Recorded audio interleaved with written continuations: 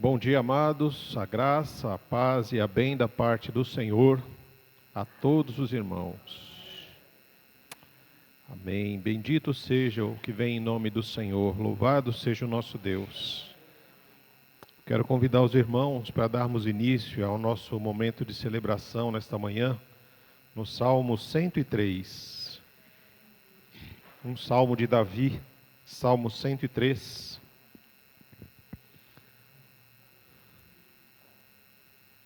Um convite do salmista à sua própria alma, um convite à minha vida, à sua vida, um convite de Davi a todos nós.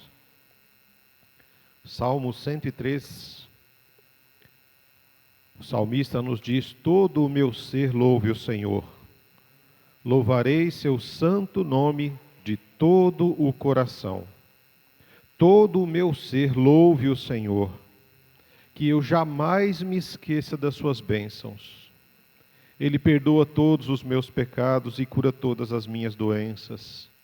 Ele me resgata da morte e me coroa de amor e misericórdia. Ele enche a minha vida de coisas boas. Minha juventude é renovada como a águia.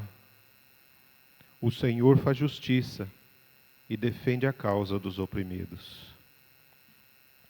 Davi nos convida a olhar ao nosso interior, a olhar o nosso ser e verificar se existe alguma parte em nós que não está louvando o Senhor.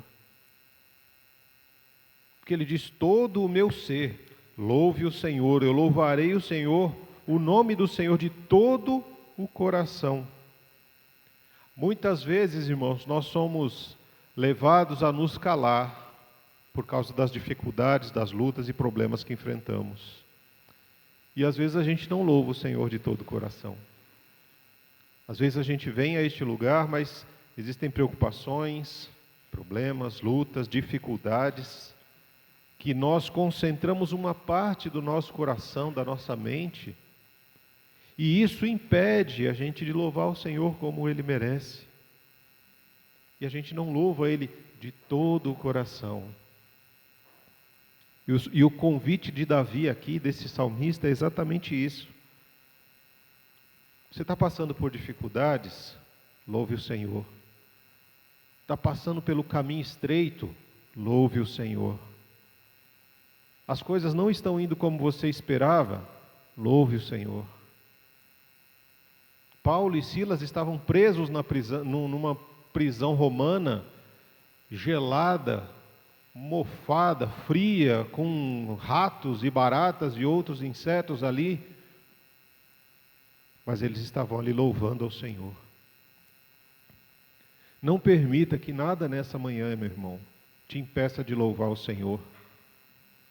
Não permita que a sua mente te leve a esquecer das bênçãos do Senhor na sua vida, porque o salmista também faz esse convite: que eu jamais me esqueça de suas bênçãos. O Senhor, Ele nos abençoa dia após dia. Hoje você já foi tão abençoado por Deus. Olha, da hora que você acordou até agora, se eu falar para me conta as bênçãos do Senhor na sua vida só hoje, nossa, a gente ia ficar para mais de meio-dia aqui tranquilo. Nós já fomos abençoados por Deus hoje. Ele perdoa os meus pecados e cura as minhas doenças. Ele nos tirou de um lugar onde, meus irmãos, difícil, viu? Ele perdoa aquilo que para muitos de nós talvez fosse imperdoável, mas Ele perdoa. E Ele nos cura. Ele cura o nosso corpo, Ele cura a nossa mente, Ele cura o nosso coração. Ele nos resgata da morte, nos tira da escuridão e nos enche de amor e misericórdia. Olha que coisa linda o verso 5, Ele nos enche de coisas boas. Ele enche a minha vida, Ele enche a sua vida, Ele enche a nossa vida de coisas boas e renova as nossas forças. Ele renova a nossa força como a águia. E o Senhor faz justiça a todos aqueles que são oprimidos pelo sistema. É a esse Deus que você é convidado a louvar nessa manhã. Eu estou falando isso para você trazer à sua mente quem o Senhor é e o que Ele tem feito por você, em você e através de você, para a glória do nome dEle. Bendito é o que vem em nome do Senhor. Eu te convido a fechar os seus olhos, a abrir o seu coração, os seus lábios, louvar a Deus com a sua oração nesse momento, e depois todos juntos possamos louvar ao Senhor com músicas, com cânticos alegres, que o nosso ser engrandeça o nosso Deus. Bendito seja o nome do Senhor, Pai. Bendita seja a Tua palavra. Bendito é o povo que o Senhor tem chamado, Deus, para ouvir a Tua palavra, Pai. Em nome de Jesus, o Teu Espírito Santo, que é poderoso, que ressuscita Jesus dentre os mortos, também possa ressuscitar pessoas que estão mortas espiritualmente hoje, Senhor. Pessoas desanimadas, fracas, abatidas, preocupadas, ó Pai, amarguradas, ó Deus, que em nome de Jesus, o poder do Senhor que opera em nós e através de nós, Senhor, possa resplandecer na face de cada um, ó Deus, para a glória do Teu nome. Ó Senhor Deus, em nome de Jesus, faz-nos lembrar das bênçãos do Senhor, Deus. Traga as Tuas bênçãos à nossa memória, Pai amado, o Teu cuidado, a Tua direção, a Tua provisão, o Teu sustento, Senhor. O privilégio de poder abrirmos os olhos nesta manhã, Senhor, de poder respirar, ó Pai, o ar que o Senhor nos proporciona, ó Deus, de nos reunirmos nesse lugar em Teu nome e por Tua causa, para glorificar o Teu nome e exaltar ao Senhor, Deus. Em nome de Jesus, ó Pai, o Senhor que tem cuidado de nós, tem nos guardado, tem nos sustentado e protegido, que o nosso coração possa louvar o Senhor nesta manhã, Senhor. O Senhor que tem perdoado os nossos pecados, tem curado, Senhor, as nossas feridas, as nossas enfermidades, as doenças, Senhor. O Senhor que tem nos resgatado da morte e tem nos coroado, ó Pai amado, de amor e misericórdia. O Senhor que tem enchido as nossas vidas, ó Pai, de coisas boas e agradáveis aos Teus olhos, ó Pai amado. O Senhor que tem renovado as nossas forças. Que em nome de Jesus, ó Pai, as nossas forças nesta manhã, Senhor, sejam para louvar e engrandecer o Teu santo nome, Deus. Nós oramos ao Senhor e pedimos que use-nos, Senhor, para a glória do Teu nome nesta manhã, em nome de Jesus, ó Pai. Nós oramos a Ti, Deus. Amém.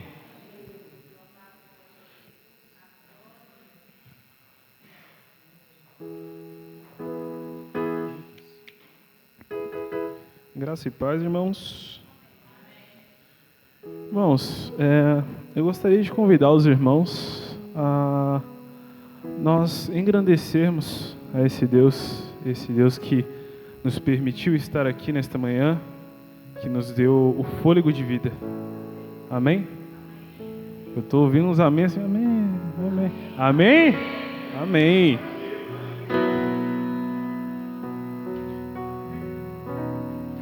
Ao que está sentado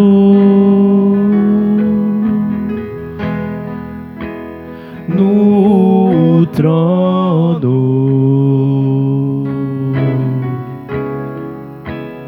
e ao Cordeiro seja o louvor, seja a honra, seja a glória, seja o domínio pelos séculos dos séculos. Ao que está sentado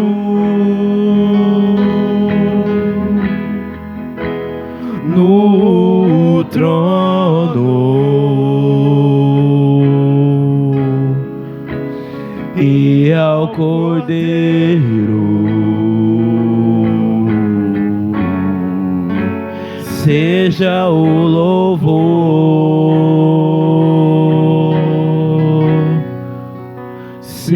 seja a honra,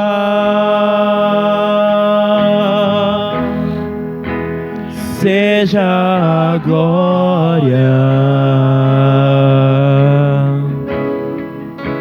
seja o domínio pelos séculos dos séculos. Poderoso Deus,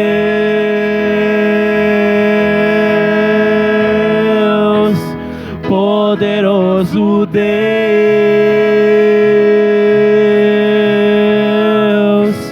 poderoso Deus,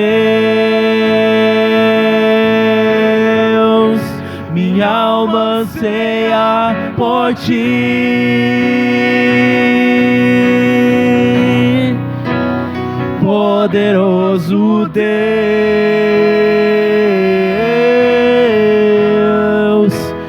poderoso Deus,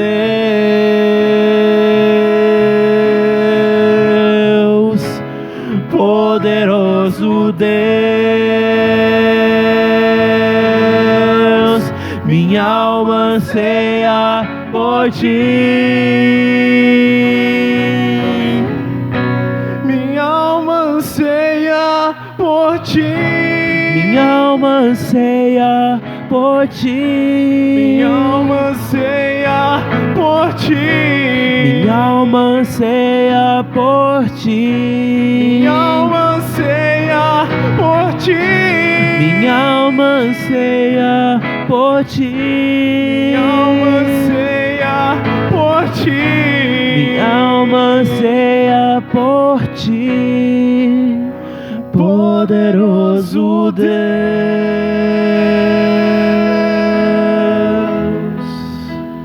poderoso Deus,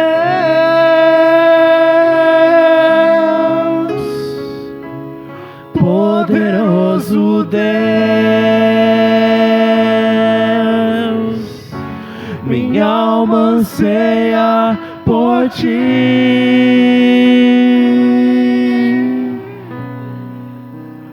Poderoso Deus.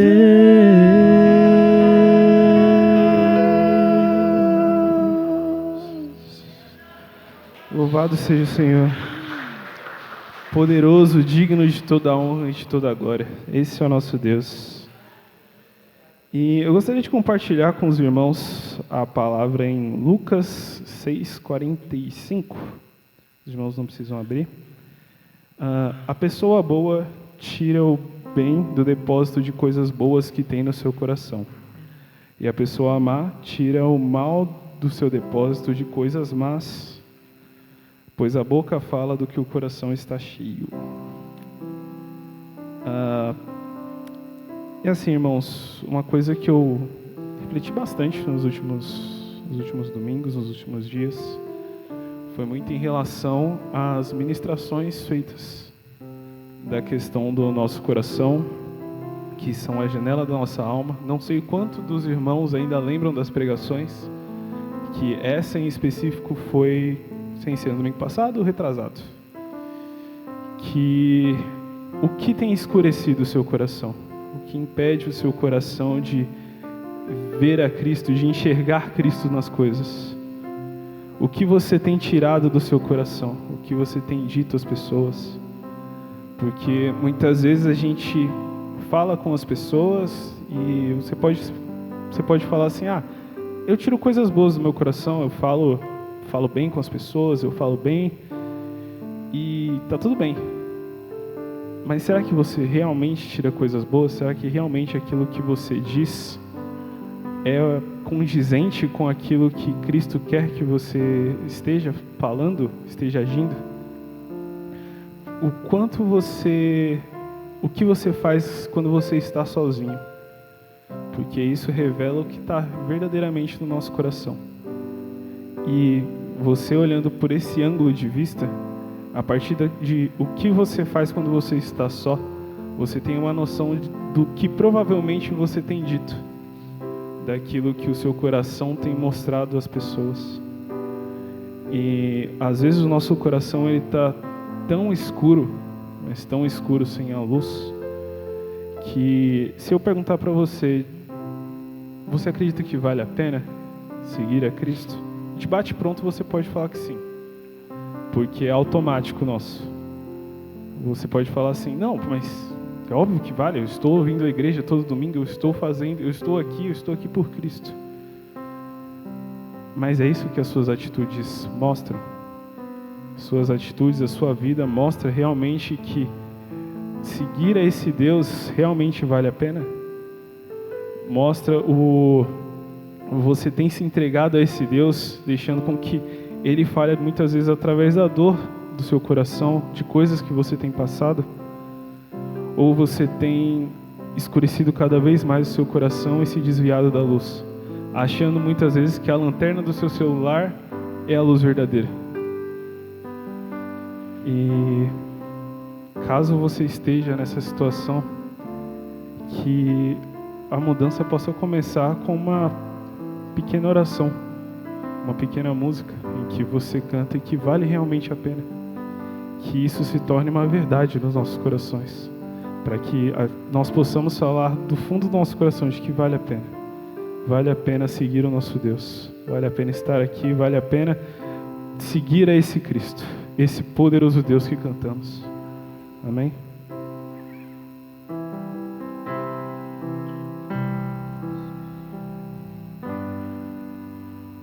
Compreendo os teus caminhos, mas te darei a minha canção, doces palavras te darei.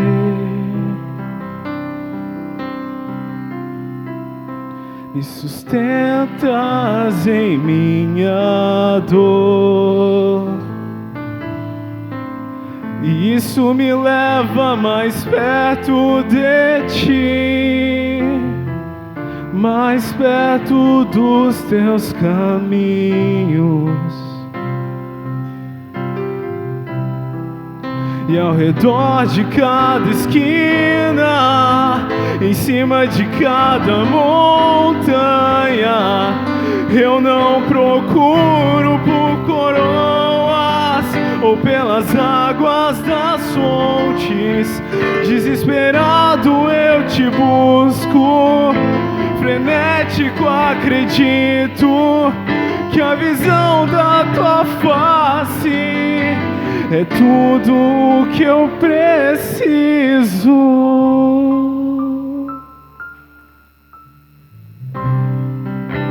Que vai valer a pena, vai valer a pena, vai valer a pena mesmo.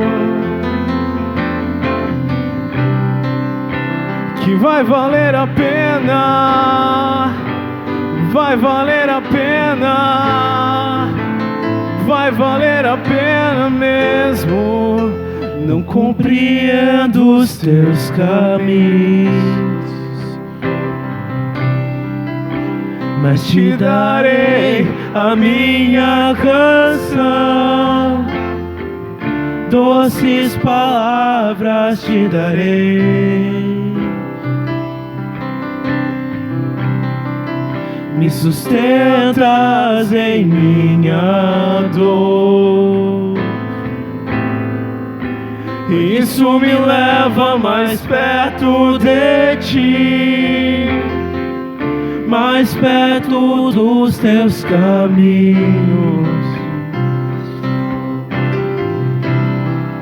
E ao redor de cada esquina, em cima de cada montanha, eu não procuro por coroas ou pelas águas das fontes. Desesperado eu te busco, frenético acredito que a visão da tua face é tudo o que eu preciso.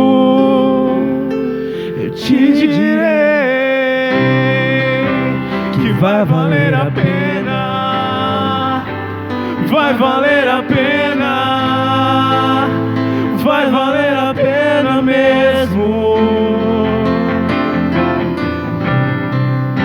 que vai valer a pena, vai valer a pena, vai valer a pena mesmo, que vai valer a pena, vai valer a pena, vai valer a pena mesmo, que vai valer a pena, vai valer a pena, vai valer a pena mesmo. Amém.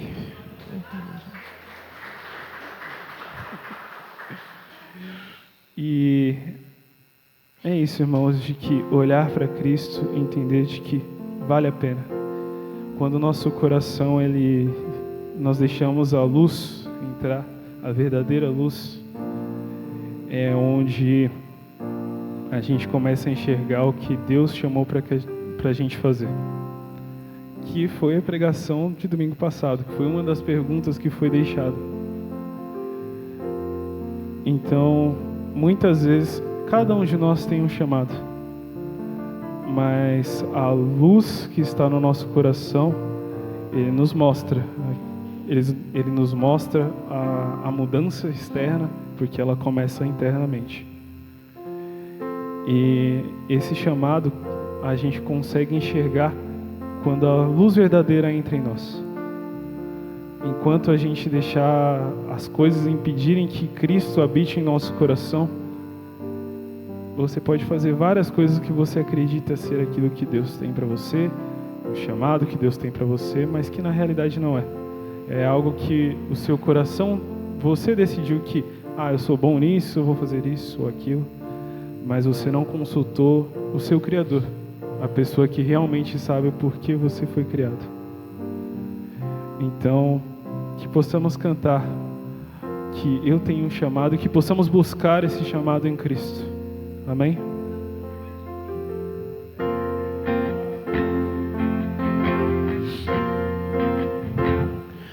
Eu não vou parar, a estrada é muito longa, vou continuar. E mesmo em meio às lutas, eu não estou só, te sinto aqui. A vida é mesmo assim, com tantas aflições eu tenho que enfrentar, mas o Senhor está sempre a me proteger, te sinto aqui. Quando o vento sopra contra mim, os problemas tentam me abater, eu me lembro o grande eu sou, me enviou. Eu tenho chamado, jamais vou me calar. Eu tenho chamado, o Evangelho anuncia, e eu fui escolhido no ventre da minha mãe. Eu sei que Deus não abre mão de mim, não.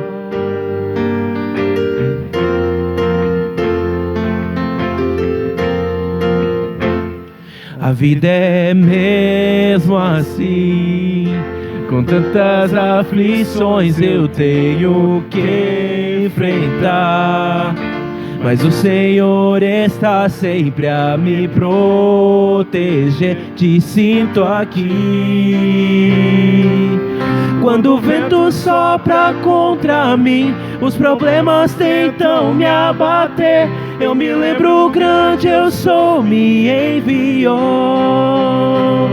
Eu tenho chamado, jamais vou me calar. Eu tenho chamado, o Evangelho anuncia, eu fui escolhido no ventre da minha mãe. Eu sei que Deus não abre mão de mim, não. Há muito pra fazer, não há mais tempo pra olhar pra trás. Eu tenho chamado, jamais vou me calar. Eu tenho chamado, o evangelho anunciar. Eu fui escolhido no ventre da minha mãe. Eu sei que Deus não abre mão de mim, não. Eu tenho chamado, jamais vou me calar. Eu tenho chamado, o evangelho anunciar. Eu fui escolhido no ventre da minha mãe. Eu sei que Deus não abre mão de mim, não. Eu sei que Deus não abre mão de mim, não. Eu sei que Deus não abre mão de mim, não. Eu tenho chamado.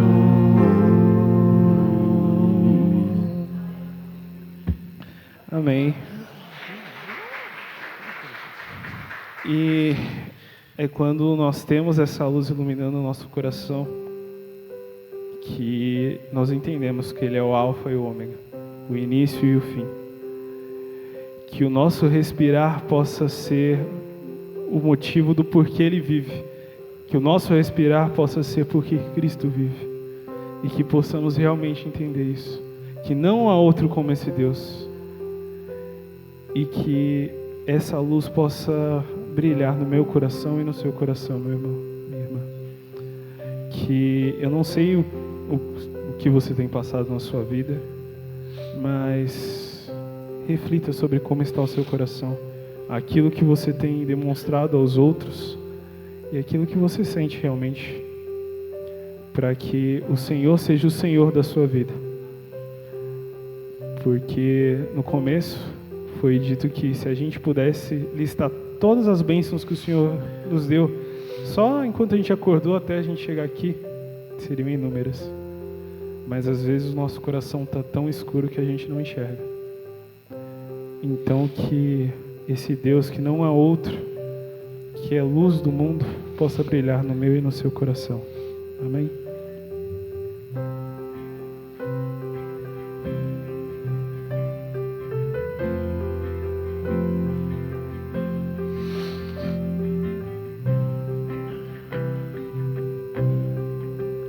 Não há outro como tu,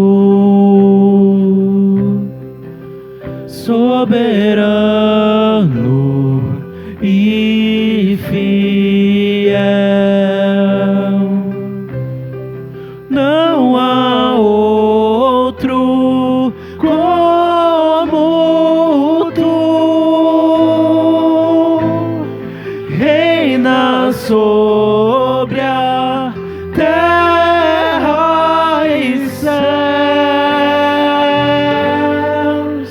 Tu és o Alfa, o Ômega, o início e o fim. És o ar que eu respiro, tudo pra mim. Tu és Jesus, tu és Jesus.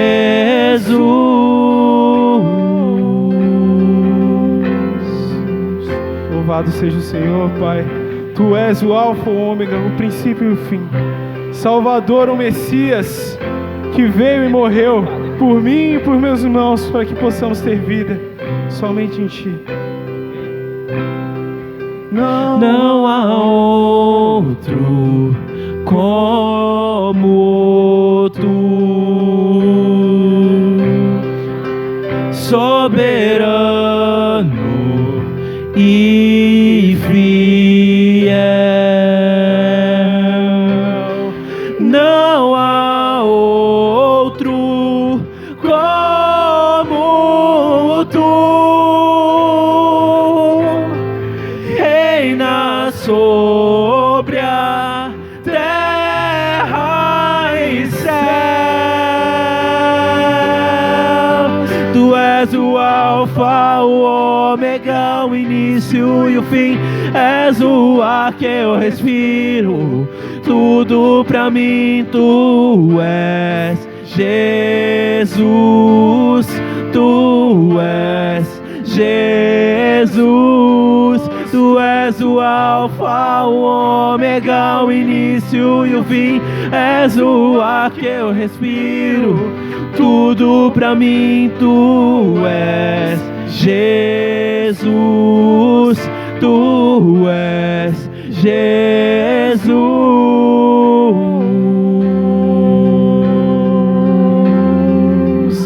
Só tu és Jesus, o Filho do Deus vivo. Grande é o Senhor, santo e poderoso.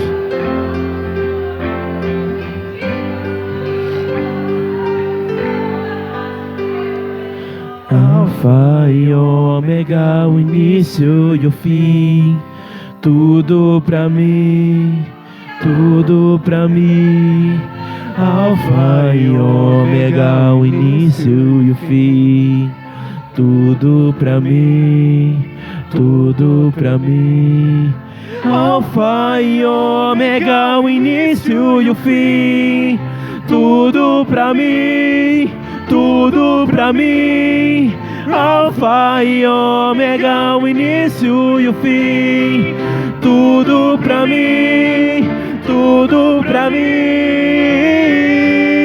Tu és o alfa, o ômega, o início e o fim. És o ar que eu respiro, tudo pra mim tu és. Jesus, tu és. Jesus.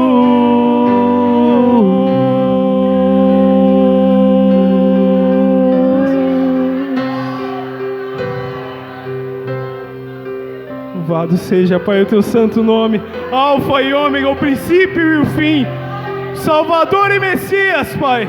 Louvado seja o teu grandioso e poderoso nome, Deus. Que a tua luz possa iluminar os nossos corações, Deus. Que possamos reconhecer que só tu és Deus. Só o Senhor é Deus em nossas vidas, Pai. Que a tua luz possa brilhar e remover qualquer escuridão que possa haver em nossos corações. Que o Senhor possa ser o ar que nós respiramos, Deus. Alfa e Ômega, o início e o fim, Pai. Salvador e Messias é o Senhor, Pai. Louvado seja o teu grandioso e poderoso nome, Deus. Que possamos ser transformados cada vez mais por ti, Pai. Santo, santo, santo é o Senhor, Deus. Louvado hoje e todo sempre, Deus. Louvado seja o Senhor, Pai. Em nome de Jesus, amém. Louvado seja Deus. Amém. Amém. Quero convidar os amados e queridos irmãos a abrir a palavra para compartilharmos nesta manhã nos Salmos 128. Salmo 128. Você já parou para pensar em qual é o segredo da felicidade?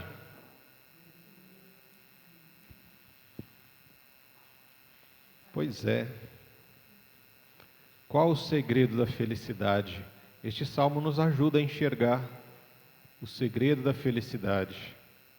O mundo corre atrás de tantas coisas, né? Nos incita a correr atrás de tantas coisas, nos diz que isso daqui, se você alcançar isso, você vai ser feliz, se você conquistar aquilo, você vai ser feliz, se você andar por este caminho, você vai ser feliz. O mundo tem várias oportunidades e conselhos a nos dar sobre a verdadeira felicidade. Só que, via de regra, nós corremos atrás do vento. Sempre que nós ouvimos o mundo no que diz respeito à felicidade, no final nós encontramos decepção, frustração, chateação, cansaço, enfado e tristeza, porque colocamos a nossa esperança no lugar errado. E então o salmista, ele vem nos ajudar. Uma leitura rápida, né, do texto. Como é feliz aquele que teme o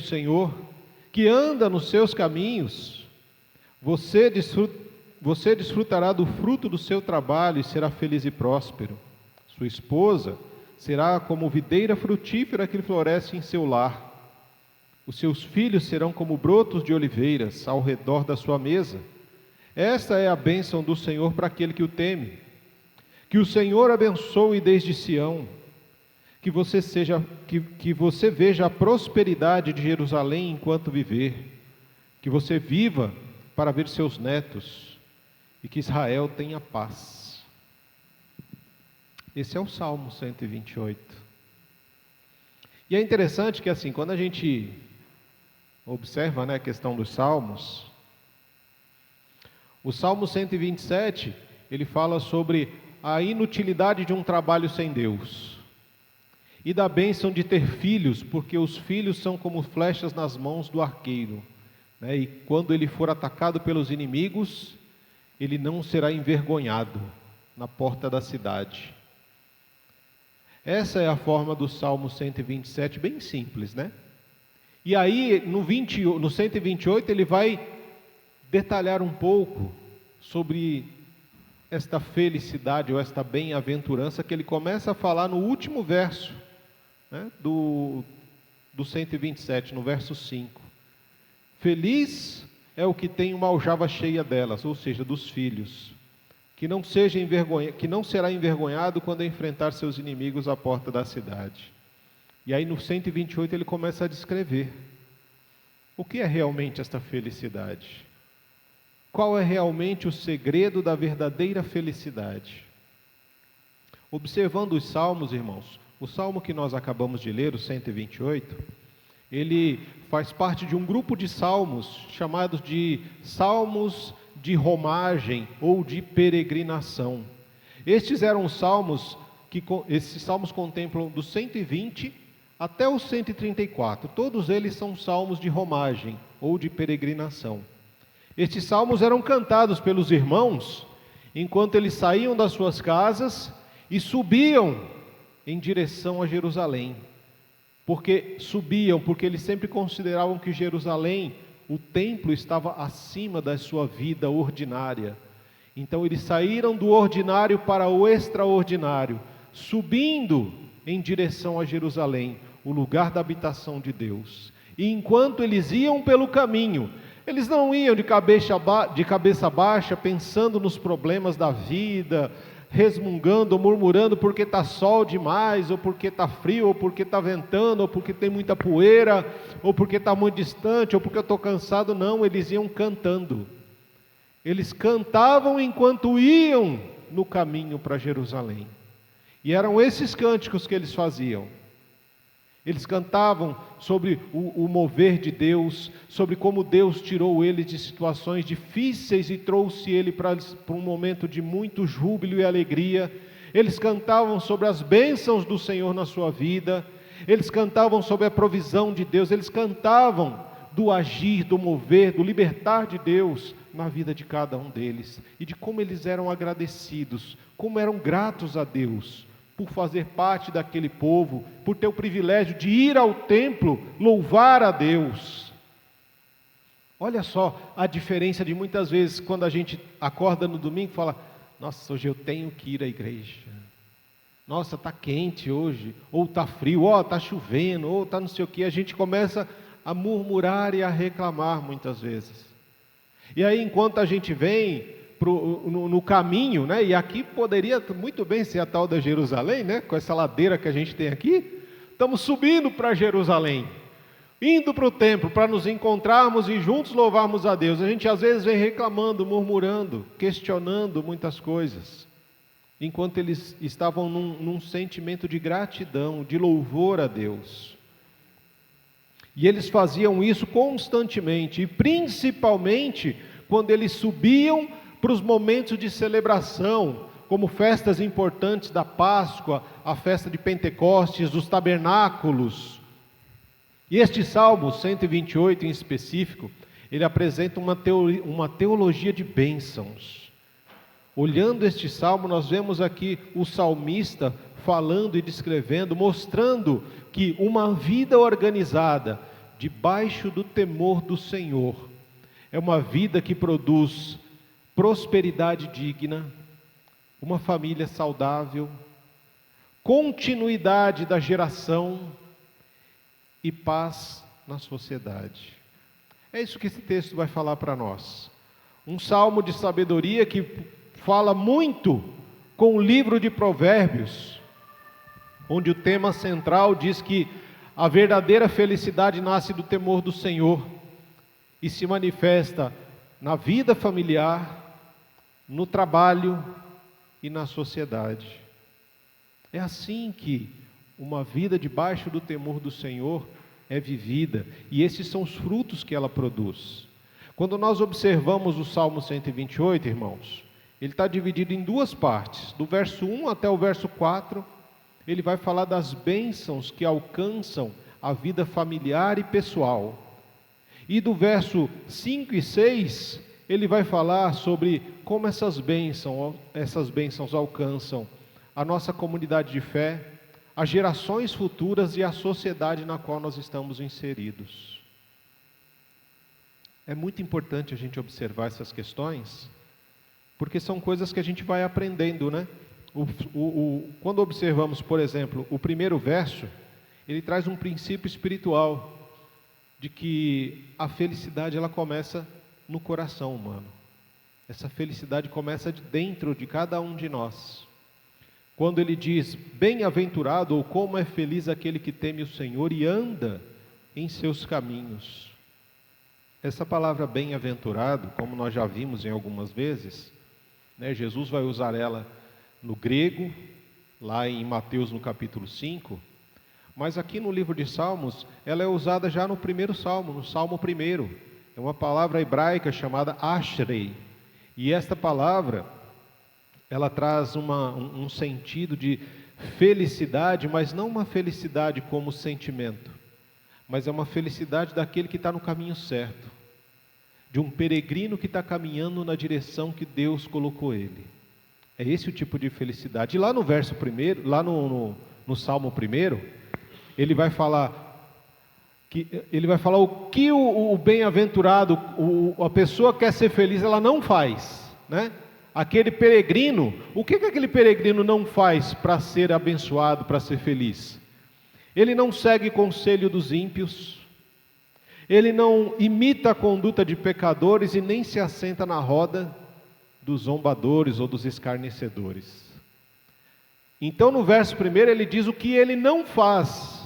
O que uma pessoa bem-aventurada, o que uma pessoa feliz, ela não faz essas coisas. Ela não procura o conselho de quem nunca falou com Deus. Ela, quando vai olhar alguém como exemplo para a sua própria vida, ela não imita a conduta de pecadores. E quando ela está cansada, quando ela quer ter comunhão, ela não se assenta numa roda, na mesa de pessoas zombadoras ou escarnecedoras. Essa é a prática daquele que é bem-aventurado, daquele que é feliz. E ele diz mais, que como é feliz aquele que teme o Senhor e que anda nos seus caminhos. O temor é algo dentro, que acontece dentro de nós, no nosso coração, e que é refletido nas nossas atitudes, no caminho que nós traçamos, o caminho que nós trilhamos. À medida que nós vamos conduzindo a nossa vida, aquilo que acontece dentro de nós é refletido. E esse temor não é o temor de medo, como muitas pessoas às vezes confundem, né? Eu tenho temor a Deus, mas não é o temor de eu tenho medo de Deus, não. O temor ele é diferente, é uma reverência, é uma submissão, uma consciência da santidade de Deus. E às vezes a gente não entende, como assim, pastor, reverência, uma consciência da santidade de Deus? De forma muito simples e objetiva, quando nós falamos de temor a Deus, nós falamos de amar a Deus. Nós amamos a Deus, nós obedecemos a Deus quando nós entendemos o temor, nós amamos, nós obedecemos e nós permanecemos no caminho que o Senhor traçou para nós. Isso é temer a Deus. Porque o amor, Ele não está preocupado em, não, mas Deus vai me castigar. Não, ele está preocupado em que ele entende o amor de Deus por ele. E é esse amor que faz com que ele obedeça aos mandamentos e que ele permaneça no caminho. Porque no mundo em que nós vivemos, o mundo nos oferece muitos caminhos. E questiona a nossa obediência. Nossa, mas você é muito carola, né? Você é muito crentezinho. Você obedece demais. Isso é temor a Deus. Eu obedeço porque eu amo a Deus. E eu permaneço no caminho porque eu confio naquele que me chamou para caminhar neste lugar, para trilhar, mesmo que muitas vezes o caminho seja difícil, seja complicado, mesmo que no caminho existam pedras e espinhos, que quando a gente se cansa e se ajoelha, cortam os nossos joelhos, mas a gente não sai desse caminho, porque é o caminho que o Senhor nos colocou. E nós sabemos que aquilo ali é por um pequeno período de tempo, e que à medida que nós que a gente permaneça ali naquele caminho, o Senhor vai permanecer conosco. Nós não estaremos no caminho sozinhos. O Senhor é conosco, o Senhor é por cada um de nós. Por isso nós entendemos que a verdadeira felicidade, ela começa em um coração que está em sintonia com Deus. É ali que começa a verdadeira felicidade, num coração que está sintonizado. Sabe quando você está com a rádio ali chiando no seu carro, ali quando você está colocando, até que ele encontra a sintonia, e aí a voz fica clara, você compreende o que está sendo falado pela rádio. É a mesma questão do nosso coração e Deus. Muitas vezes Deus está falando, mas nós estamos numa outra sintonia. A gente está ouvindo o mundo, está ouvindo o nosso coração, está ouvindo um monte de coisas, mas não a voz de Deus. E a gente precisa mudar a estação da nossa vida, até encontrar aquela voz que vai bater lá no fundo da nossa alma e falar: opa, é com essa voz que eu tenho que sintonizar o meu coração. É nessa voz que eu encontro paz, que eu encontro tranquilidade, é nessa voz que eu encontro a verdadeira felicidade. É essa felicidade que faz a vida mudar de dentro para fora. Quando o nosso coração está em sintonia com Deus, nós aprendemos uma segunda questão que está no verso 2. Você desfrutará o fruto do seu trabalho e será feliz e próspero. O que ele nos ensina aqui? Que quando o nosso coração está sintonizado com Deus, nós deixamos de ver o nosso trabalho como punição, como peso, como algo cansativo. Não, o trabalho ele se torna uma bênção, porque nós entendemos que o trabalho é bênção do Senhor na vida do ser humano. Muitas pessoas pensam que o trabalho é castigo.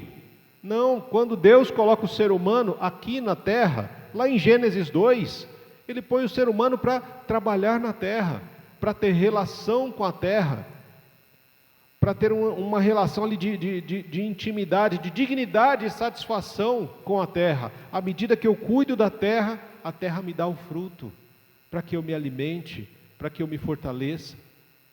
Em Gênesis 3, por causa da queda, aí o trabalho acaba se tornando algo muitas vezes pesado. Mas uma vez que nós retornamos e sintonizamos o nosso coração com Deus, a gente muda a nossa forma de enxergar o trabalho. Eu vejo muitas pessoas às vezes se questionando: meu trabalho é uma porcaria, eu faço o que eu não gosto, o salário é ruim, o chefe pega no pé, ou o chefe não paga, ou não sei o quê. São muitas as reclamações que nós temos, porque nós vivemos num mundo caído, onde o desejo das empresas é lucro em cima de lucro, né? E não importa o quanto ele tem que tirar de nós, a nossa energia, a nossa inteligência, a nossa sabedoria, o nosso tempo, eles querem mais, mais e mais. E nós precisamos estabelecer limites na nossa vida. Olha, eu vou até aqui, colega. Eu tenho uma família para cuidar, eu tenho um Deus a quem eu sirvo, e em momento nenhum o meu trabalho pode se tornar o meu Deus. O trabalho é uma forma de dignidade e satisfação a cada um de nós. É uma forma que o Senhor nos dá de alcançarmos o sustento nosso de cada dia. E quando o nosso coração está sintonizado com Deus Deus honra o trabalho daquele que trabalha com honestidade. Muitas vezes o sistema nos dá condições de ganhar um por fora, de ganhar, né, um a mais, de termos vantagem em alguma coisa, e todas as vezes que a gente cai nessa armadilha, nós somos pegos.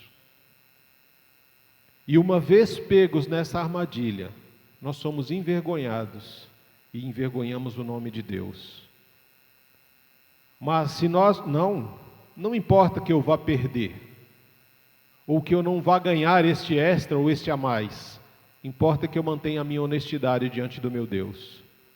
Isso é o importante. Quando o meu coração está alinhado com Deus, é mais importante o meu caráter como testemunho ao mundo de honestidade do que qualquer outra coisa. Quando o meu coração está alinhado com Deus, eu entendo que o meu trabalho, assim como fala lá no 127, ele fala que é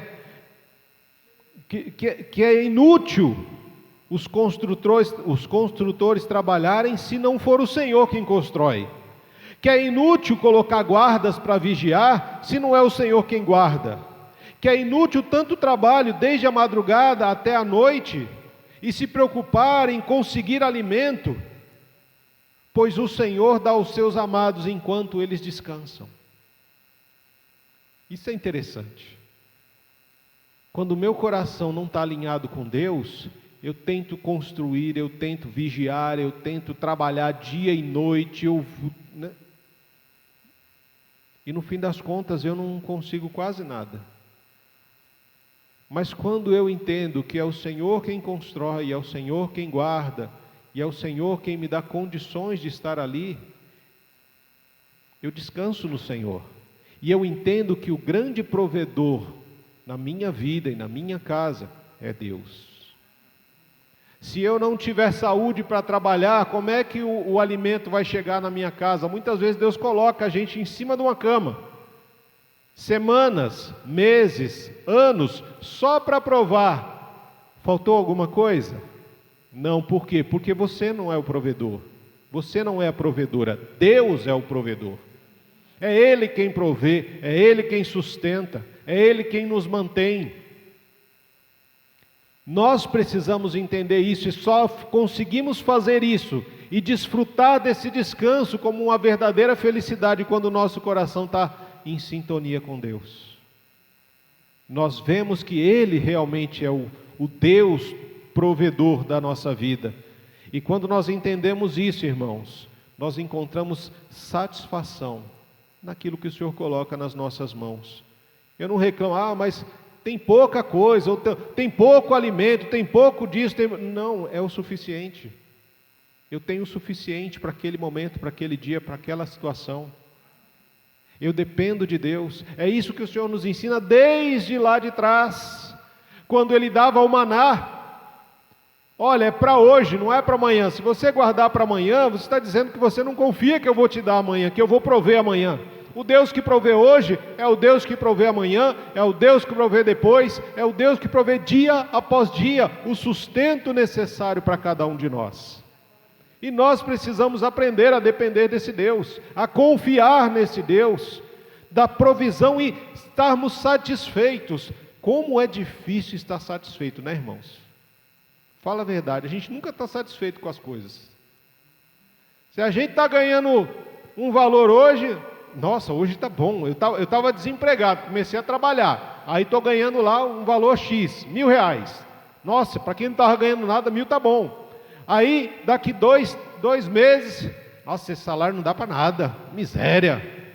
Aí depois, você sai daquele trabalho e vai para um outro, está ganhando quanto? 3.000 por mês. Oh, bênção, glória a Deus, aleluia, louvado seja o Senhor por esse trabalho. 2 miserável. Estou ganhando uma miséria. Ué, mas há 5, 6 meses atrás você ganhava 1.000. Há um ano você não ganhava nada. Agora você está ganhando 3. E está reclamando. É porque esse dinheiro não está dando para nada. Se você mudar para 10, se você mudar para 20, os primeiros meses são maravilhosos. Mas depois que esse valor entra na sua rotina, você começa a tratá-lo como uma maldição e não como bênção. E aí você reclama, murmura, questiona. porque o coração não está no lugar certo. Deus te dá a oportunidade de viver a verdadeira felicidade, mas você transforma essa felicidade em amargura, quando você começa a murmurar, a questionar e a reclamar daquilo que Deus está fazendo, daquilo que Deus está provendo. E você não vê dignidade muitas vezes, né? A gente acaba não vendo dignidade no trabalho, X, Y, Z, porque eu queria fazer como fulano, eu queria fazer como ciclano, mas Deus tem um chamado, a gente não cantou aqui? Que Deus tem um chamado para cada um de nós. Não adianta você querer dar aula como professor e ter um salário de professor se você não tem o chamado de ser professor. Não adianta você querer trabalhar como engenheiro, como advogado, como psicólogo, se você não tem esse chamado, uma preparação para isso. Mas aquilo que o Senhor te chamou para fazer, se você fizer com excelência, Deus vai te abençoar, Deus vai prover, e Deus vai fazer com que o seu coração encontre dignidade e satisfação naquilo que você tem feito, desde que seu coração esteja alinhado, sintonizado com Deus. Porque quando o nosso coração está sintonizado com o Senhor, nós entendemos que a verdadeira felicidade, ela começa de dentro para fora. Ela alcança o trabalho, mas principalmente a verdadeira felicidade, ela transforma o lar. E o texto fala para nós, olha o verso 3: sua esposa será como videira frutífera que floresce em seu lar, dentro do seu lar, e os seus filhos serão como brotos de oliveiras ao redor da sua mesa. Esta é a bênção do Senhor para aquele que o teme. É interessante demais, irmãos, quando a gente olha esse texto. Se a gente passa o texto, nós muitas vezes lemos a Bíblia de forma rápida, sem prestar muita atenção nas coisas, né? E aí, não vi muita coisa, tá? Mas tem coisas boas aqui que a gente pode relembrar. No contexto bíblico, né? Quando a gente observa a comparação do salmista aqui, ele compara a esposa a uma videira frutífera. No contexto bíblico, a videira simboliza fecundidade ou fertilidade, alegria e intimidade. A fecundidade ou fertilidade, porque a videira dá muitos cachos de uvas, bastante uva. Aí você imagina, cada uva você tem ali um cachinho ali, vários ramos, pequenos ramos, onde cada um sustenta uma uva, e um cacho inteiro é sustentado por um ramo. Fertilidade, bastante. A alegria, o fruto da videira, que é a uva, é transformada no vinho, que é símbolo de vida, símbolo de alegria.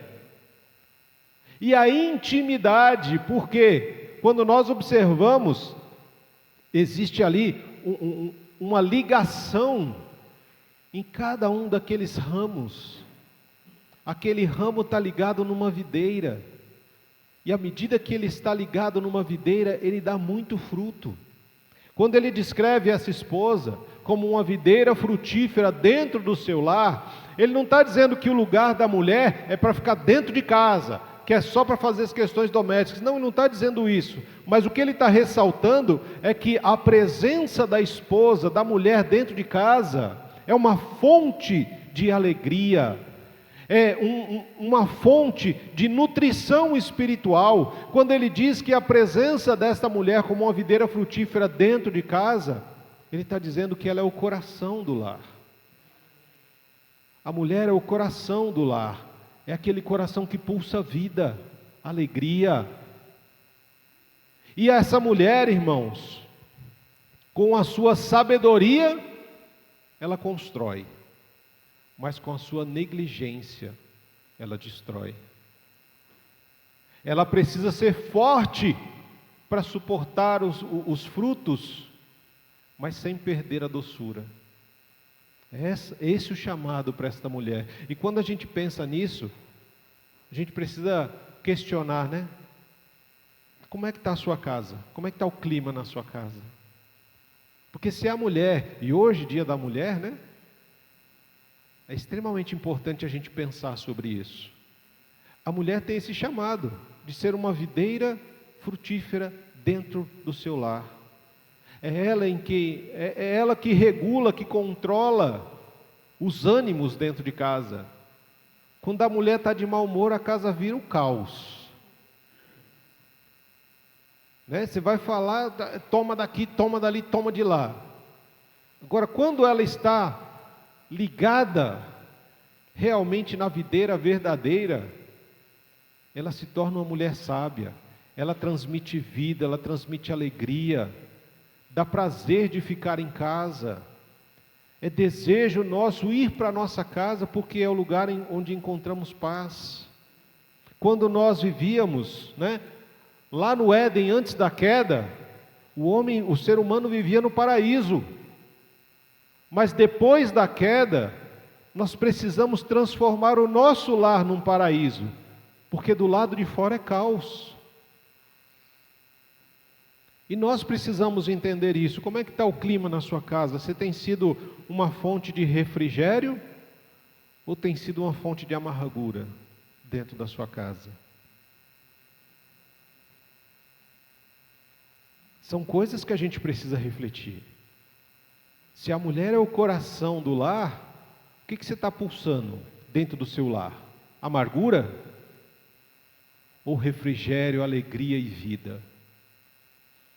Isso é extremamente importante a gente refletir, porque quando nós olhamos esse texto, nós lembramos de João, do capítulo 15, quando o Senhor diz que Ele é a videira verdadeira e nós somos os ramos. Todo ramo que está ligado nele e que dá fruto, é podado para que dê mais frutos ainda. Mas aquele ramo que está nele, mas não está dando fruto nenhum, né? E quando ele fala fruto nenhum, não é só não dar fruto, é às vezes dar frutos amargos. Amargura, uvas azedas demais que não ficam doces de forma nenhuma.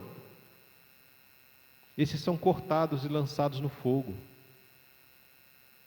E ele diz muito claramente: sem mim, nada podeis fazer. Sem Jesus, vocês não podem fazer nada.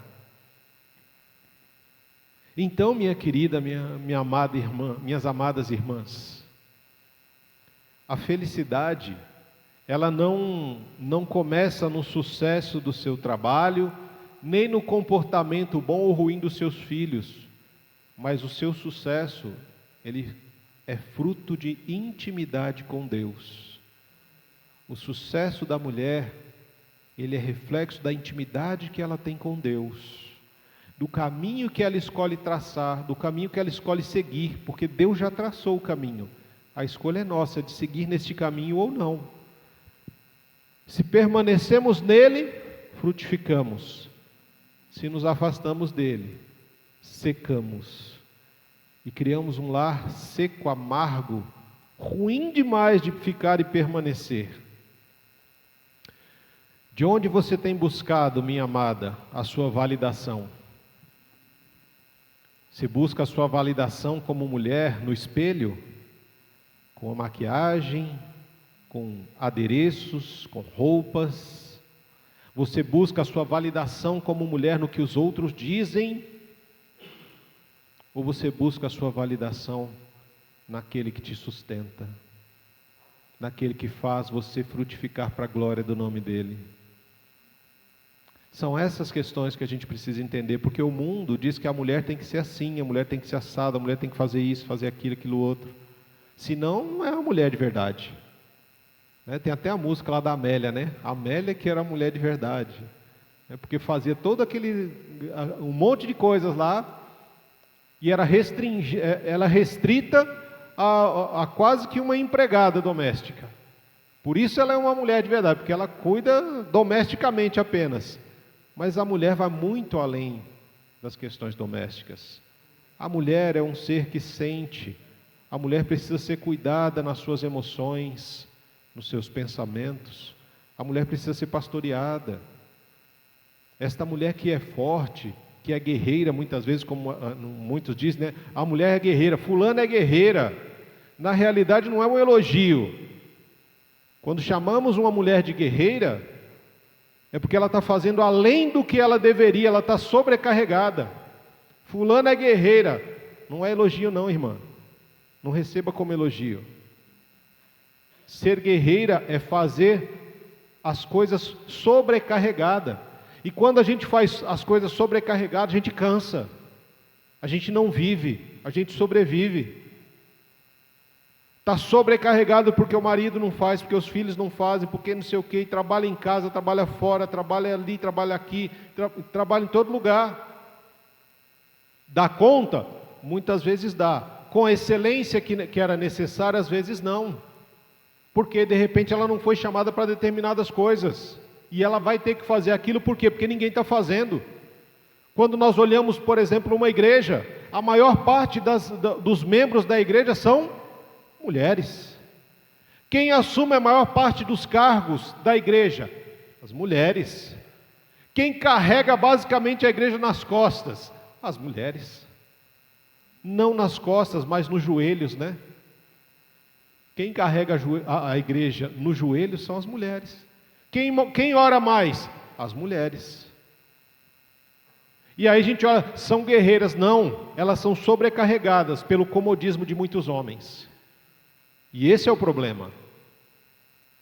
Existe um chamado para homens, existe um chamado para mulheres, e quando os homens não fazem, as mulheres têm que fazer o delas e o deles. E aí elas são sim sobrecarregadas. São chamadas de guerreiras, como, entre aspas, um elogio, mas isso não é elogio. É a denúncia de alguém que está sendo sobrecarregado por causa do comodismo de outros. E é isso que o salmista está dizendo aqui, olha, a verdadeira felicidade é quando a mulher, ela não está sobrecarregada, mas ela tem liberdade de fazer aquilo para o qual ela foi chamada. Se ela trabalha fora, ela pode trabalhar fora, mas ela é ajudada dentro das questões de casa.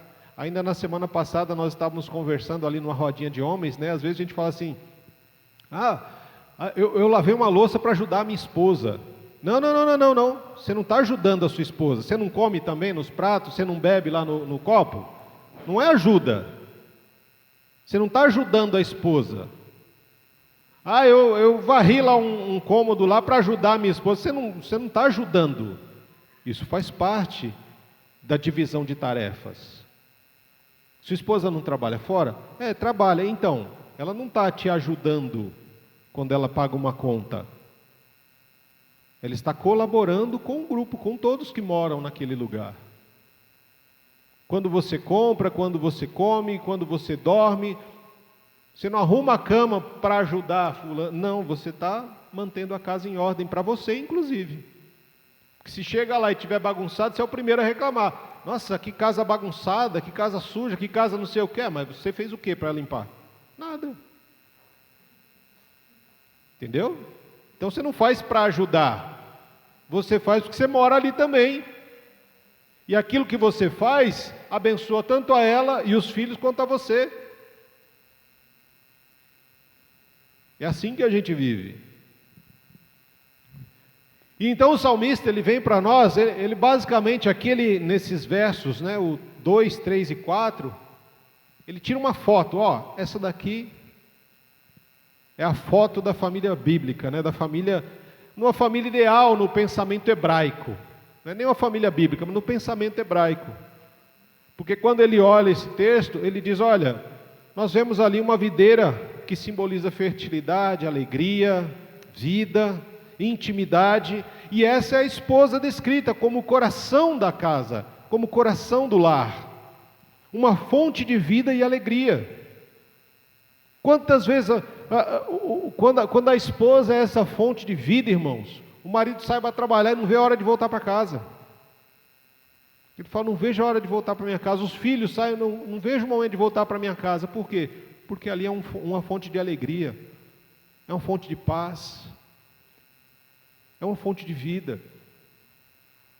Mas não é só a videira frutífera, não, mas ele também vê brotos de oliveira, né, que são oliveiras novas, que são os filhos, que simbolizam a longevidade, vida longa, simbolizam a continuidade dos valores e princípios que eles receberam e que vão transmitir a outros. Eles representam a estabilidade que eles recebem dos seus pais. Pais equilibrados, pais estáveis, vão ter um lar tranquilo, abençoado, e vão criar filhos equilibrados também. Se na sua casa existe gritaria, xingamento, os seus filhos vão fazer o quê? Vão xingar e vão gritar. Quando você pega uma criança que vai para a escola, os professores chegam, estão lá, né? Aí chega aquela criancinha lá, 5, 6 anos, aí xinga uns palavrão feio que se fala misericórdia. Ele não aprendeu sozinho. Ele aprendeu onde? Na casa dele. Ah, mas aqui em casa nós não falamos palavrão, mas também não impede que seja falado. Porque muitas vezes a criancinha fala um palavrão, ai que bonitinho, ai que gracinha. Ué, se você está falando que aquilo é bonitinho, é uma gracinha, ele vai continuar fazendo. E ele vai aumentar o repertório dele, né? Para dizer que ele evoluiu. Isso é responsabilidade nossa. E ele diz isso, olha, você tem ali, ao redor da mesa, e aí vem o outro símbolo, né? Ele traz uma mulher como... Ele traz o homem com o coração sintonizado com Deus. E dentro da sua casa, nós encontramos uma videira frutífera e brotos de oliveira. Aonde? Ao redor da mesa. A mesa no Oriente, e eu canso de dizer isso aqui, é um símbolo de comunhão familiar, um lugar de intimidade, de alegria e de partilha. É na mesa que nós compartilhamos a falta do alimento ou a bênção do alimento. É na mesa que compartilhamos muito mais do que comida, compartilhamos histórias, compartilhamos vida, compartilhamos sorrisos, compartilhamos lágrimas.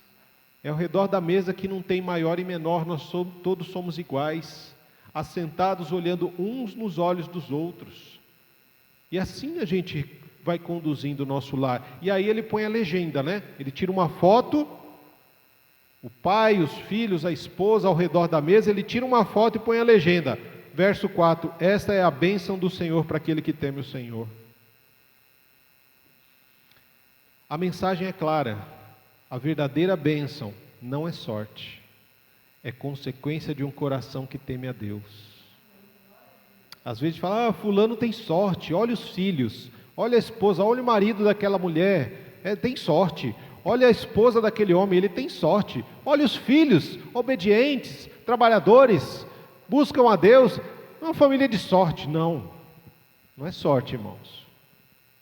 Isso é dedicação, é escolha, é decisão. É um coração temente a Deus. Para que esse tipo de vida e família seja construída, muitas renúncias são feitas no caminho. Muitas renúncias.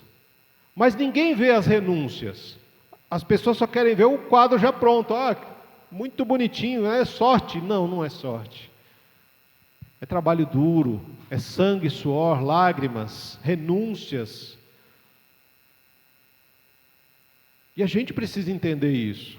Que muitas vezes, irmãos, tem filhos que estão indo para o inferno por causa da liturgia que eles veem dentro de casa. Liturgia, pastor, pensei que era só na igreja. Não, liturgia são coisas rituais que a gente acaba fazendo. Por exemplo, no culto nós temos uma liturgia, né? Tem uma oração, os louvores, oferta, aviso, mensagem. E depois encerra. É uma liturgia. Em casa, nós temos um momento lá que a gente come, um momento do celular, que talvez sejam todos, um momento da televisão, um momento da série, um momento das coisas, né, que a gente não abre mão.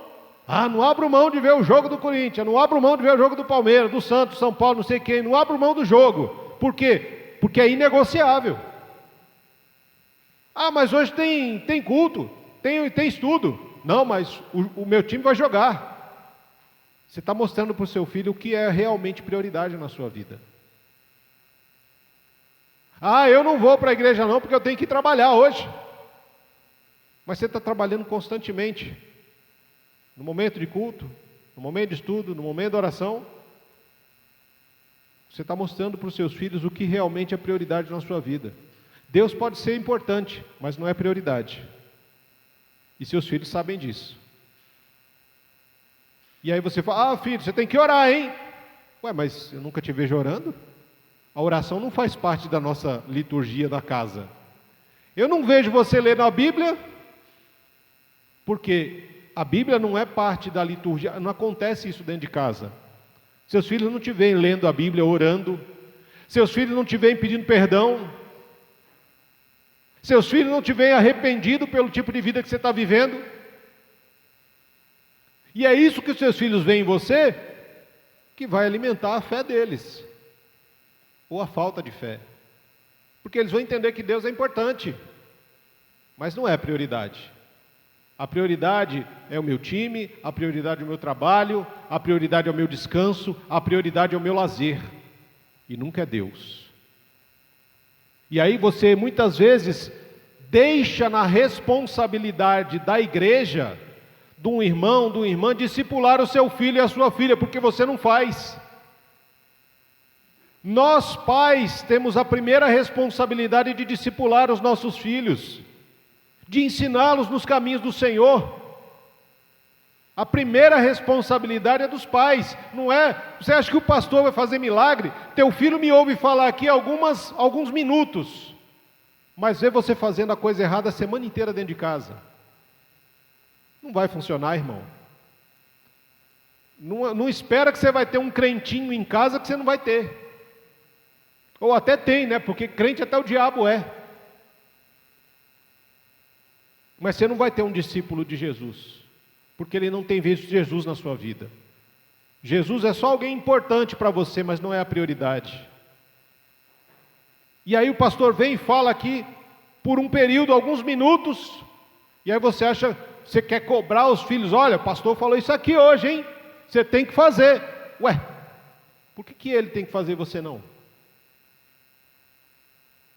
A mudança que você quer ver no outro precisa começar em você. O Cristo que você espera ver no outro, ele precisa ver primeiro na sua vida. É isso que precisa acontecer, meus amados. E aí eu me lembro da frase do Mandela, quando ele dizia assim: as pessoas, elas não nascem odiando uns aos outros por causa da raça, da religião, da preferência sexual, da cor da pele, de não sei o quê. Mas elas aprendem a odiar o outro. E se elas aprendem a odiar, elas também podem aprender a amar. A liturgia da tua casa, talvez, esteja matando os seus filhos, porque eles não veem o Deus que é falado na igreja, na sua vida, no decorrer da semana. E eles aprendem com aquilo, uma liturgia que está matando. Mas se eles aprendem com uma liturgia que está matando, eles também podem aprender com uma liturgia que gera vida. Mas essa liturgia precisa começar com uma decisão sua. Você precisa decidir, olha, isso aqui não vai mais acontecer. Ah, pastor, mas eu passei a vida inteira fazendo tal coisa errada. Nunca é tempo, nunca é tarde, irmãos, para voltar atrás e se arrepender. Nunca é tarde para voltar ao primeiro amor. Ah, mas meus filhos nunca me viram orando, pastor. O que eles vão pensar? Vão pensar que você se arrependeu da vida sem vergonha que você vivia, falando que era crente e vivia num caminho direto para o inferno. Vão falar que, olha, nossa, eu vi o pai orando, eu vi a mãe orando. O que será que aconteceu? Será que tem algum problema? Porque via de regra, né? Assim que funciona. Quando você vê os pais orando é porque o chicote está estralando. Mas por que não tornar a oração algo ordinário? Algo que faz parte do nosso dia a dia? Por que não tornar a oração algo constante na nossa casa? Por que não tornar a palavra de Deus assuntos nas nossas mesas? Por que não largar um pouco o celular para se dedicar à palavra? Se nós dedicássemos à palavra ao mesmo tempo que dedicamos às redes sociais e ao celular, olha como a nossa família seria diferente.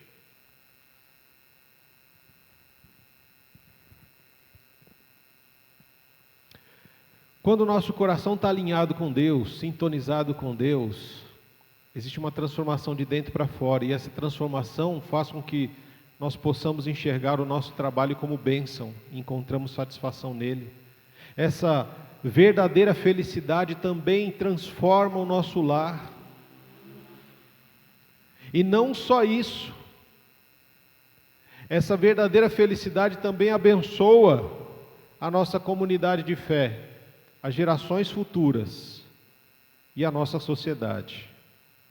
O verso 5 e 6, que o Senhor o abençoe desde Sião, que você veja a prosperidade de Jerusalém enquanto viver, que você viva para ver os seus netos e que Israel tenha paz.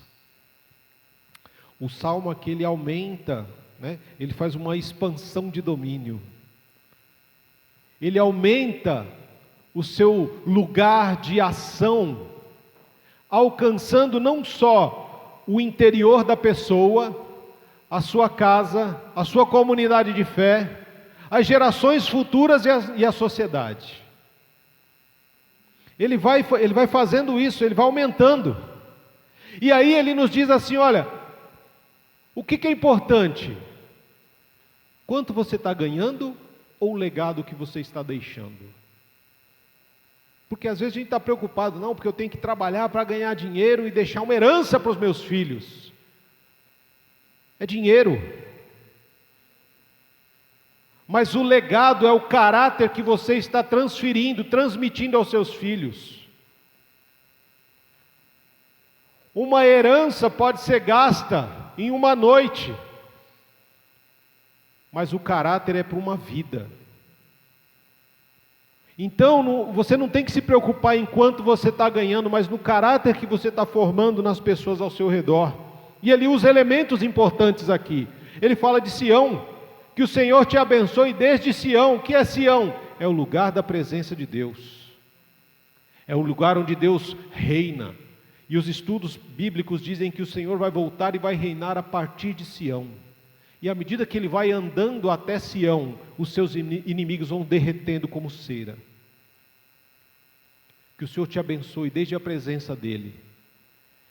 E que essa bênção do Senhor aumente e alcance a sua comunidade de fé, alcance Jerusalém, o lugar do templo, o lugar da habitação de Deus, o lugar aonde o Senhor se reúne com o seu povo.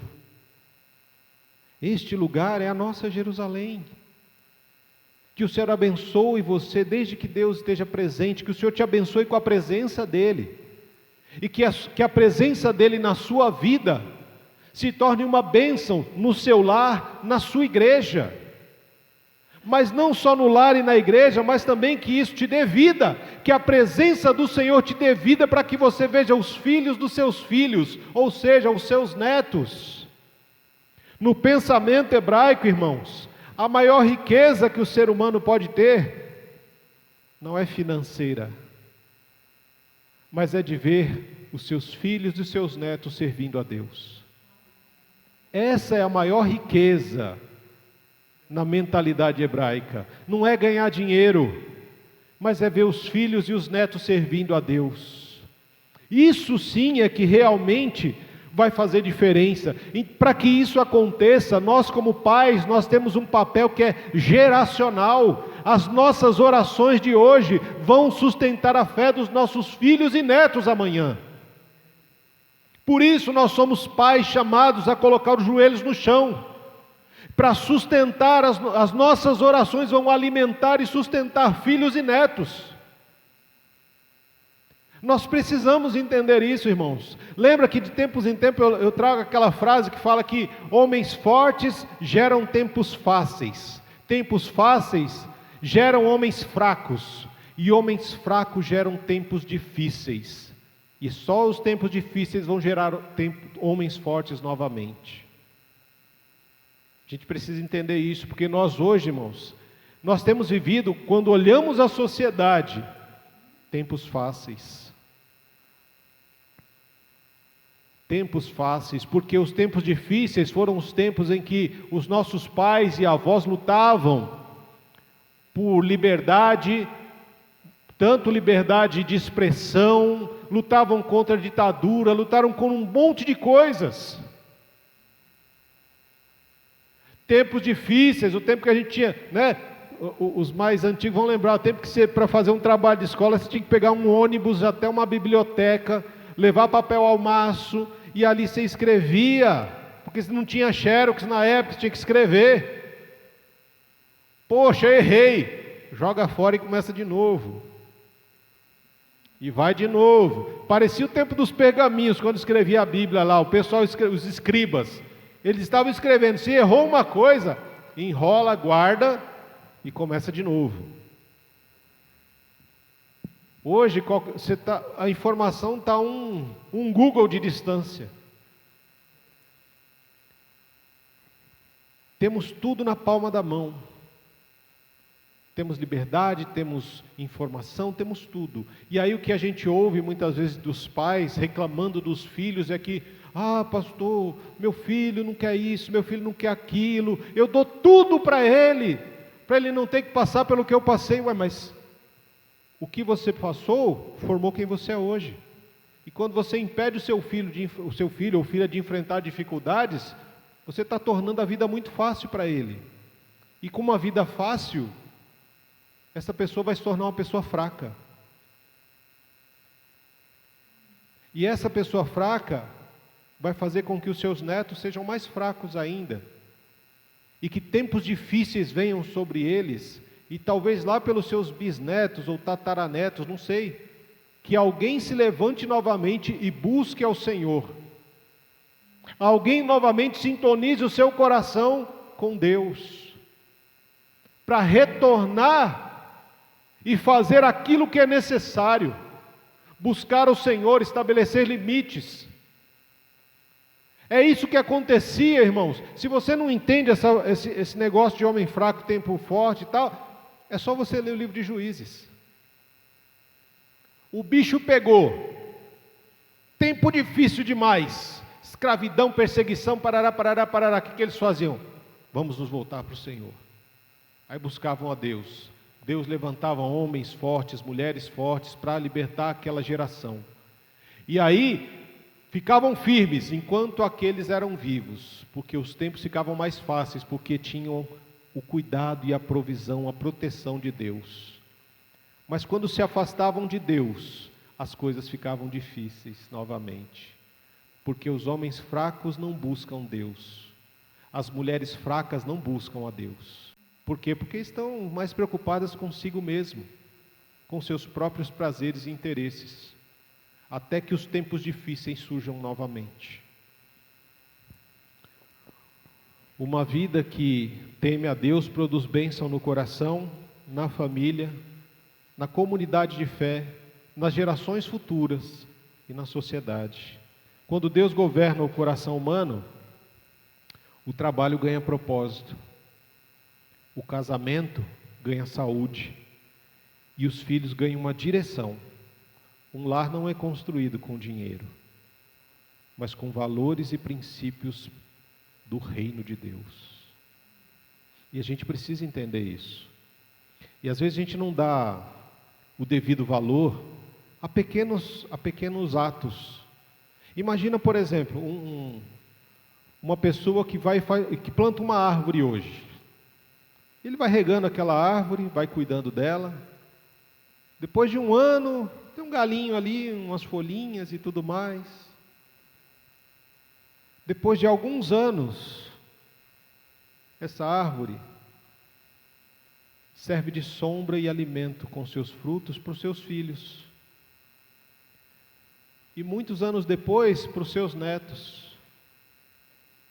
Essa árvore se torna uma árvore de bênçãos, porque traz refrigério na sombra, um lugar para eles se reunirem, conversarem, seus frutos alimentam.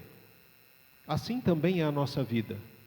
Talvez hoje você não dê valor à oração, a um tempo a mais com seus filhos, a estar na comunidade de fé, nas programações necessárias, a andar com Deus em todos os momentos, e não estar com Deus só na igreja, mas lembrar que Deus vai com você para a sua casa, para o seu trabalho, e aonde quer que você estiver, Deus está presente. São pequenas atitudes que nós não valorizamos. Ah, não vou orar não, já orei tanto e não aconteceu. Ué, mas é no seu tempo ou no tempo de Deus? Qual a fidelidade que está sendo testada, a sua ou a de Deus? Esse é o X da questão. Às vezes a gente ora, faz um mês, faz um ano que eu estou orando, pastor. Parei de orar. Por quê? Porque não aconteceu nada. Quem disse que não? Quando você planta uma semente, antes daquela semente aparecer ali, do lado de fora da terra, ela está crescendo as suas raízes lá dentro. Ela está se fortalecendo ali, para quando ela crescer, ela não ser derrubada por ventos ou tempestades. Mas a gente deixa de cuidar porque não está vendo um resultado externo. Mas a semente que você está plantando, se você está regando com oração, com palavra, com atitudes corretas, está crescendo. Espera o tempo de Deus, não o seu. Não cobre a Deus para que Ele faça as coisas no seu tempo. Ele é o dono do tempo. Ele criou o tempo, Ele mantém o tempo. E nós sofremos a ação do tempo. Mas a gente precisa se lembrar que debaixo do céu tem um tempo certo para cada coisa. Tem um tempo de nascer, um tempo de morrer, um tempo de plantar e um tempo de colher. E talvez estejamos no tempo de plantar e regar alguns e chamar a atenção de outros que não estão frutificando. A gente precisa entender essas questões, porque o mundo, irmãos, esse salmo ele vem mostrar pelo menos 3 coisas para a gente, que o mundo moderno tenta nos iludir, né? Porque o mundo ele é cheio de ilusões para cada um de nós. E pelo menos 3 coisas este salmo vem mostrar para nós, confrontar, né? 3 ilusões modernas. A ilusão de um sucesso sem Deus. As pessoas acham que podem alcançar graus de sucesso sem Deus. O sucesso sem Deus é vazio. Porque a nossa noção de sucesso que o mundo nos dá é falha. É um sucesso que busca prazeres momentâneos, posses, controle e ser servido. É esse o tipo de sucesso que o mundo nos dá. É uma ilusão. Sem Deus, esse tipo de sucesso é vazio. A ilusão de uma família forte, sem valores espirituais. O mundo diz que você não precisa ir para a igreja para criar os seus filhos, que você não precisa conhecer a Deus para instruir os seus filhos, que a verdade é relativa, cada um tem a sua. Uma ilusão de uma família forte, sem fundamentos bíblicos. É aquela casa que é construída na areia. É esse o tipo de família que o mundo quer que a gente construa. Vamos construir uma casa que... Assim é muito fácil você ter uma família. Você vai ter uma relação sexual, tem um filho, beleza, está tudo certo. Depois vocês 3 moram juntos, não precisa nem casar. Entendeu? Mora junto lá, e se não der certo, se separa e arruma outra pessoa. Você nem precisa cuidar dos filhos, deixa eles por aí que alguém cuida. É assim que o mundo vai ensinando que você vai fazer famílias. E a ilusão de viver apenas para você mesmo. O que importa é você. O que importa são os seus desejos, é a sua felicidade, é você. A palavra do Senhor nos diz que o Senhor nos abençoa para ver os filhos dos nossos filhos. A verdadeira bênção é ver os nossos filhos e os nossos netos servindo a Deus. Então eu não posso viver para mim mesmo. Eu vivo para Deus. Já não sou eu quem vive, mas Cristo vive em mim. Para que Cristo viva em mim e os meus filhos vejam Cristo em mim. E os meus netos vejam Cristo em mim. E este Cristo seja formado na vida dos meus filhos e dos meus netos. E este Cristo seja formado na vida da minha esposa. Que esse Cristo da minha esposa seja formado na vida do marido. E assim nós vamos desfrutar da verdadeira felicidade. Mas para isso acontecer, irmãos, nós precisamos desafiar a nós mesmos.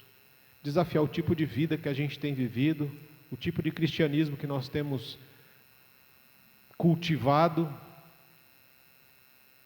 E aí eu deixo algumas questões para você, uns desafios de mudança para a sua vida. Primeiro, reorganize a sua vida espiritual. O temor ao Senhor precisa voltar a ser o centro da sua vida. Muitas vezes nós tiramos Deus do lugar dele na nossa vida e colocamos muitas outras coisas. O temor do Senhor precisa ser o centro da nossa vida. O provérbio diz que o temor do Senhor é o princípio da sabedoria. O temor do Senhor, aqui o texto diz que aquele que teme o Senhor e anda nos seus caminhos, ele sim desfruta da verdadeira felicidade, porque é uma transformação de dentro para fora. E eu lembro aqui, coloque o temor do Senhor no centro da sua vida novamente. O que é o temor do Senhor? É amar a Deus, é obedecer os seus mandamentos, e é permanecer nos caminhos do Senhor, os caminhos que o Senhor coloca para você. Não queira ir por caminhos que não são para você. Reorganize a sua vida espiritual. Segundo desafio, reconstrua sua casa espiritualmente. Tem muitas casas que estão destruídas, irmãos, espiritualmente.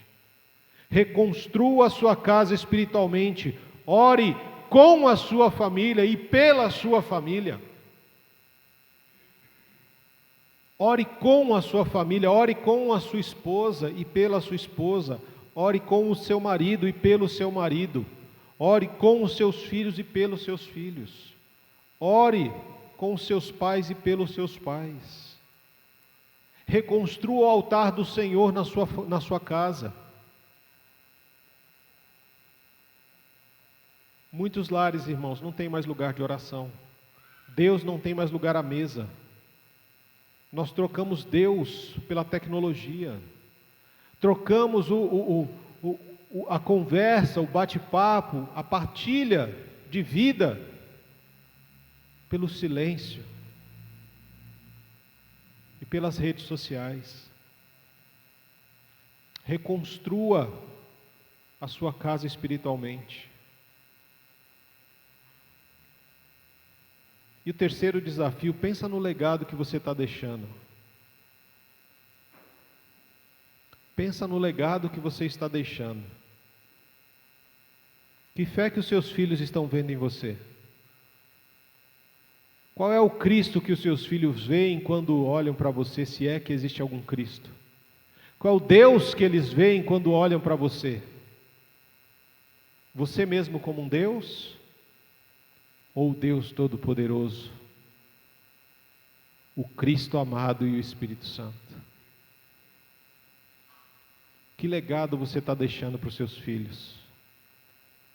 Que tipo de fé que eles veem quando olham para você? Uma geração que teme a Deus constrói a felicidade das próximas gerações e a forma como eles irão viver a espiritualidade e o Evangelho. Temer a Deus, irmãos. Temer a Deus é o segredo da verdadeira felicidade. É esse temor que transforma a gente de dentro para fora, alcança a nossa família e transforma a nossa família num lar realmente, que nos faz ter satisfação no trabalho, porque sabemos que esse trabalho só existe porque nós dependemos de Deus. É esse coração que teme o Senhor que faz com que a nossa comunidade de fé, a nossa igreja, se fortaleça. É esse coração que teme a Deus, que vai fortalecer as próximas gerações e que vai impactar a cidade com trabalhadores de excelência, homens e mulheres que aonde estão trabalhando, estão mostrando Deus na excelência com que fazem as suas tarefas, porque entendem que ali eles são chamados não para trabalhar para homens e mulheres ou para um sistema, mas todo o trabalho que eles fazem é para o Senhor.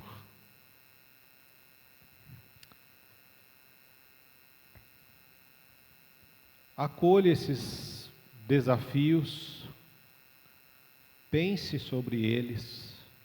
Se você quer viver e desfrutar da verdadeira felicidade, esses são desafios simples e fáceis de serem compreendidos, e que podem ser simplesmente e facilmente colocados em prática na sua vida e na sua casa. Mas que se você não tiver o temor a Deus, não amar a Deus, não obedecê-lo e não permanecer nos caminhos do Senhor, esses desafios vão se tornar muito, mas muito difíceis e complicados. Eu te convido a orar. Orar pela sua vida, orar pela sua família, orar pela sua igreja, orar pelo seu trabalho, orar pela sociedade na qual nós estamos. Bendito seja o teu nome, Pai. Nós te agradecemos pela tua palavra, pelo cuidado do Senhor, pela sua provisão. Nós te agradecemos, Senhor, porque o Senhor é bom e a tua misericórdia se renova todos os dias na nossa vida.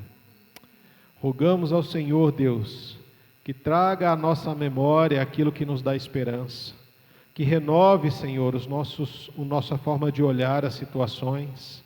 Renove, em nome de Jesus, ó Pai, o nosso coração, para que o nosso coração seja temente a Ti, Deus. Um coração que ame, que obedeça e que permaneça na Tua presença. Que em nome de Jesus, Pai, o Senhor abençoe, Deus querido, os lares, abençoe as famílias. Em nome de Jesus, Pai, abençoe o trabalho dos Seus filhos.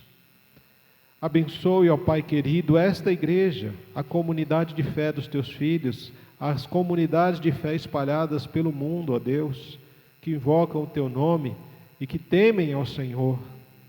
Que o Senhor os abençoe, que possamos desfrutar, ó Pai querido, em nome de Jesus, de todas essas bênçãos, a partir de um princípio espiritual de temor, que possamos desfrutar da bênção do trabalho, da família, das gerações, ó Senhor, da comunidade de fé e da sociedade. E que em todos esses lugares, a presença do Senhor seja vista e sentida através da vida dos Seus filhos, Pai. Deus Todo-Poderoso, que o amor de Deus Pai, que a graça de Cristo Jesus, que a comunhão e a consolação do Espírito Santo, seja hoje e sempre sobre a Tua igreja. Nós oramos ao Senhor agradecidos em nome de Jesus. Amém.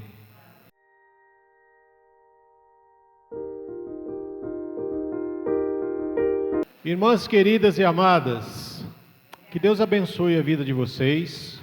Vocês são mulheres valorosas, preciosas diante do Senhor e preciosas também para a nossa comunidade. Vocês são mulheres que lutam e que, apesar do mundo mal que nós vivemos, guardam a fé no coração. Que em nome de Jesus vocês possam continuar sendo esta videira verdadeira, essa videira frutífera, que o texto que nós lemos aqui explanou. Que você continue sendo o coração da sua casa, no seu lar, e que Deus abençoe vocês em nome de Jesus. Amém, queridas.